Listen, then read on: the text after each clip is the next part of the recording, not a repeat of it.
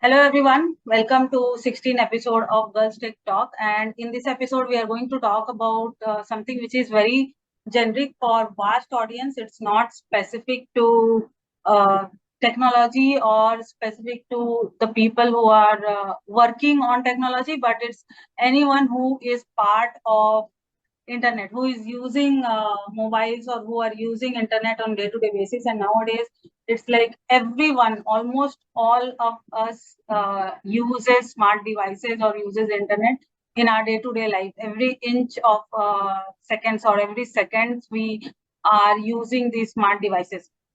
So be it a teenage kid who is using TikTok or Instagram, or be it a very old age person who use WhatsApp or anything like that for video calling their family members, all of us are using internet, leveraging internet. And with that, the advantages of these smart devices and internet, we are also exposing ourselves with the risk of sharing our personal information to the people who can leverage it out, who can misuse it for their own benefits. So we are going to talk about a few of the basic things which are there, which we do on day-to-day basis, and how we can uh, how we can be smart or vigilant in terms of using these devices or using this application, so that our own personal information doesn't get compromised. We use it, we leverage it out, still we are not going to get compromised in terms of finance or in terms of personal information. So Shima, out to you. You start with few of the basic idea of what personal information is and how we can be more vigilant towards using the applications. Thank you, Tara. So first, let's know about what is personal information. So any information that helps you to identify you as a person, your address and your name, your biometric verification, or your visual appearance. So those actually considered to identify you. And for example, why it's important in the digital world, you might be thinking, even I also think. So if I think logically, I don't share my house key with everyone I know or everyone I come across in the way. But in terms of the digital world, whenever I download, install any of the application, it needs my verification. And what is that? So I generally use the Face ID and the 4-digit or 6-digit password. So most of the time, the 6-digit password we use, that is our phone password. Means that key, or make it, we can say the master key. Why to set up like another set of key? Just use it and use my Face ID, download the app, install it, and use it as we need. And many of the applications like Snapchat, Instagram, Facebook, even we think about like very much required app like Microsoft Authenticator app. So what it does, if I'm an employee of certain organization, so when I try to log in, it asks for my verification and authorization in that Authenticator app. And the Authenticator app, what it does, it reads my face, it reads my it try to authorize me, and then it sends that acknowledgement to the organization, and then I get access. So if you think this way, I am a person and my authorization details is provided by to another organization. In this case, it is Microsoft, who is authorizing me on behalf of my identity, and then I get authorization to my company or my organization, and then I can start my daily work. So if I think my identity details, I am sharing with Microsoft so that they can use it to authorize others. So this the idea of this session is so that all of us have that level of awareness, like with whom I am sharing my data and whom I am authorizing it, so that you can use it further. So for example, such like this, so Microsoft is an organization. My employer has a bond with them. So I in a way, I am giving my authorization so that Microsoft can use it. But what if there are many organizations or many thing, I would say, like, who does not believe on good practices? They can use my identity and can use it for their personal gain. And maybe I might have lose something. I am not sure. We are not sure like what could be the impact here. But if anyone wants to gain it, gain something from that, they can do it.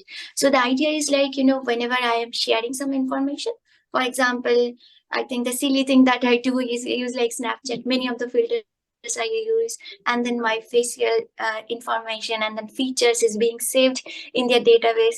And that information they can use on their own gain. And I don't know what could be that gain at this point. And one of the thing, like, it just comes into my mind, like, in shops or in some supermarkets, we are very much tempted to share that information, like what is my date of birth and what is my name and then mobile number. And sometimes, many times, while filling up the form, I share my address and then PAN card number. However, all these details are being collected in banks. So if you think like, if someone wants to steal that identity, I mean, as a person of me, my identity, so it's very much available to them, like everything is available. So all that person needs is just an authentication from my personal mobile SIM card, which is like 4 digit or 6 digit app, and they need to have that information in a real time. So if, for example, it's not, we are very much aware of like, sometimes we get scam call and they ask for the PIN code and we attempted to share it. But what if there is an illegal app? No, should I say illegal? Maybe not. It should be, sometimes there are many applications or many links we visit in our messages or some links, and that links has installed some softwares or some utility, and somehow maybe I have given it access to read my messages, and it can real time read my messages and do that job. So not, you know you see, the threat in this level is not just limited to not receiving the phone or not sharing that pin code. What if it can read that message and gain that information? So that's, it looks like, very threatening to me. How and I'm just thinking about like the level of details that we share and the level of uh, probable threats I see in this way. So far, we are like, we should not attend any of the scam call or phone call which ask for any pin number or any digit that has been gone to my mobile. So we are aware of that. But what if there is a malfunction or there is an application that can read my messages, or maybe I might have says or allow that application. There are lot of times we do not read like what is there in their agreement. We just say like, yes, I agree, I do, and then we start using it. But what if that application can read my messages on real time? And just imagine like, in this case, the hacker or the violator, they don't need to send a call to my mobile. They can read my messages and they can see the verification pin code, and that's it. So it's very scary, like, whatever the data that we have shared so far and how they can be misused if and only if we are not aware about it.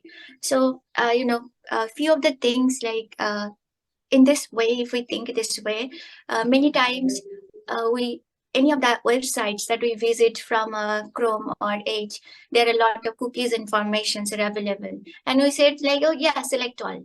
But there are specific informations are there. It is going to track you. It is going to track like my interest, where I am going, what I am looking for, what is my interest. It's try to know me as a person. Sometimes it just give me a pop up something that is going to distract me, or I mean, I may not or yeah, it's going to mainly it's going to distract me from the task that I am doing. So these are few things I would like to highlight, where we should have that awareness, like what level of authorization I would like to share with any of the applications. And Tara, if you can share some of your thoughts on this. So I would like to share my own experience being a person who is hyperactive in social media, who leverages social media or leverages the smart devices a lot. And I would accept that I want to share my personal status, or I would like to share my life details over social media. But I don't want to share everything, right? I I just want to share the informations which I want to make it public, like being my day-to-day life, being my thought process, or being my pictures, images. I only want to share the details which I want to be public, right? You don't want to share your personal information, which is like really private to you. You don't want to share those to social media, right? And for that, you should be a little bit more vigilant with respect to anyone who is using dumb phone, who is using keypad phone, or who is not using social media, right?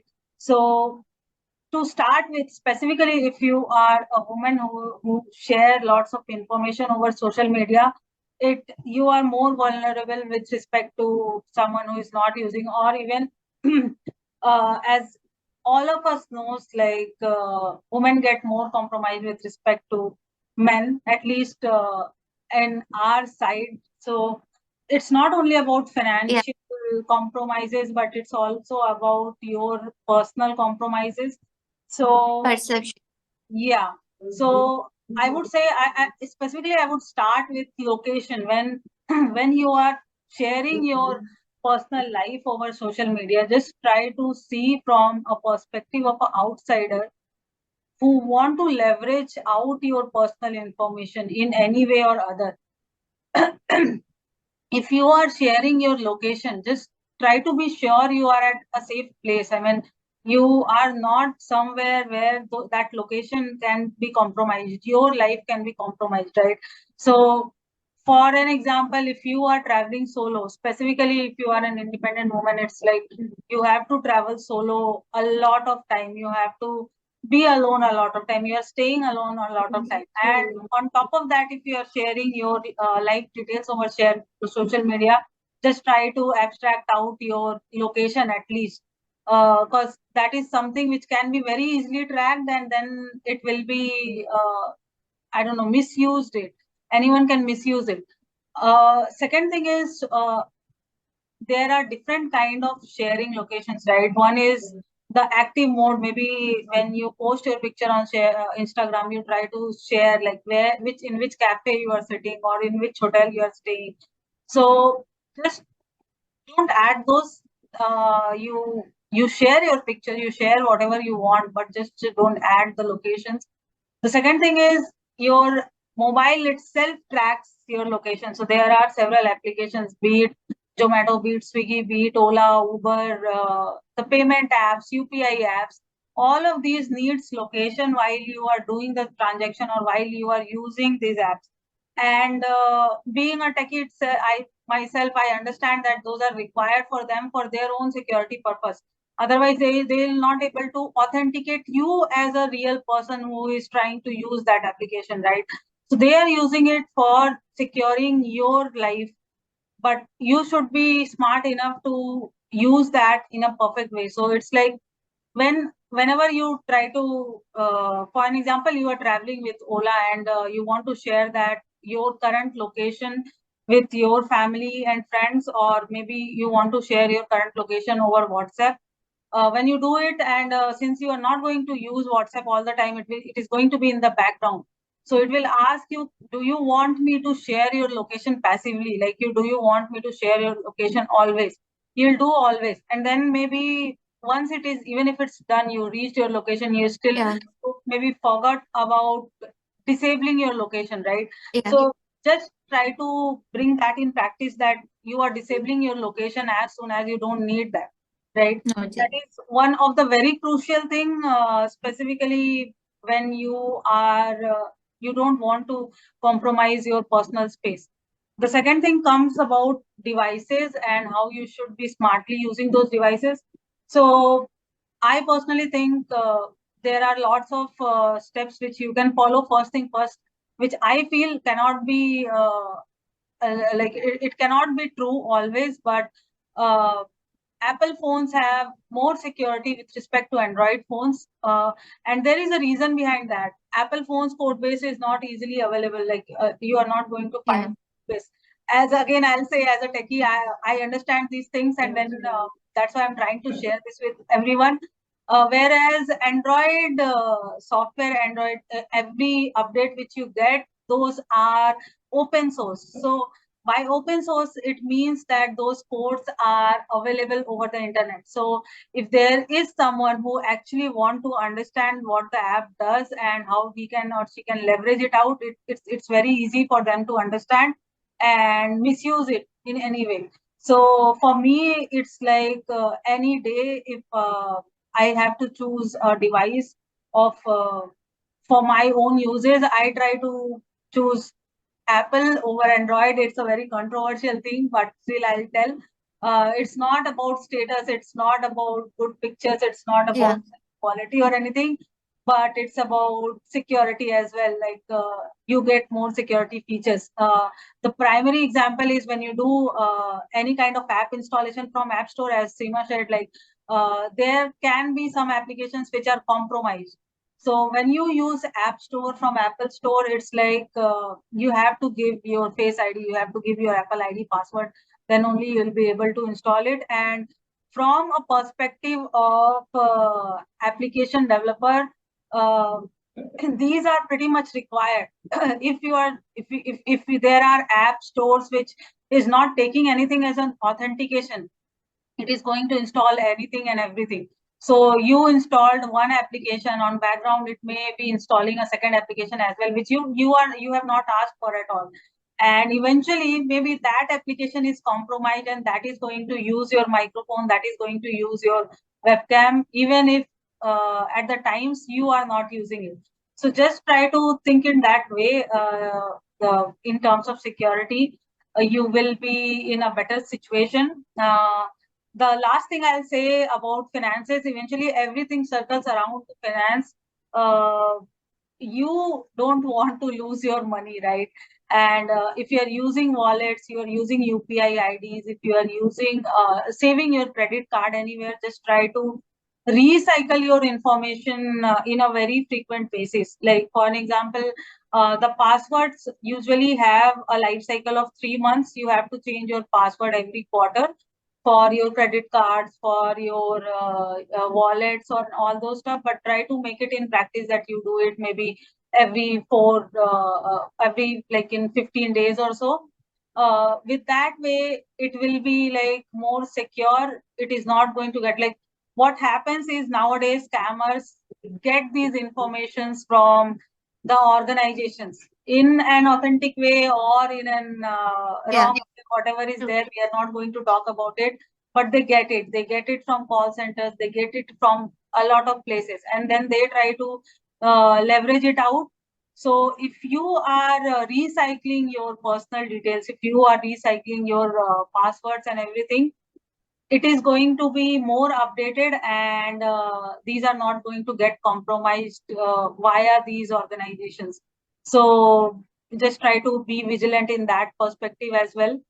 And the last thing which comes into my mind is try to minimize your sharing your personal information. As Seema said, like there are many lucrative offers comes in between, and you try to share your details. Like someone called you and said, we are going to give you a free trip for here and there. You just have to tell me your birth date and everything, and then on your birthday you are going to get a free trip for, I don't know, Bahamas or anywhere. And you just think, oh, what's the deal with sharing my birth date and everything, right? It's just a small information. Anyways, a lot of people knows about it. But eventually that can be used when they are trying to compromise your financial details, right? So eventually everything, they will sue it out, different details which have been taken from different platforms, and then they will use it together. So just try to think from a broader perspective. Whenever you are trying to give a details, just think whether it can be sued out with my other details which has been already shared, and then can be misused or not. So just think in that way. I would just wrap it up with sayings that in developed countries, the security guidelines from the government is way more or way strict than what we have in India. That's and there is a reason behind that. Like arts is a developing country, and we have a very vast variety of users. And now government cannot restrict it out to a certain level that a type of user will not able to use that apps or devices, right? So they have their own restrictions, so we should be understanding this out, and we should be vigilant enough to use it in a way that we want to use, and they should not be, the organization should not be controlling our life, rather we should be controlling the app. So just keep in mind in that way, do whatever you want, share whatever you want to, but just think in a way that you should not be sharing the information which you don't want to share. Eventually, that will make your life easier. Eventually, you are not going to compromise your personal data security. So yeah, that's all I guess we wanted to share in today's episode. Hope it will help you out to understand the compromises, and hope it will help you out to use these features more in a more better way. Better, correct. Yeah. Have a nice weekend. Bye. Yeah. Bye, everyone.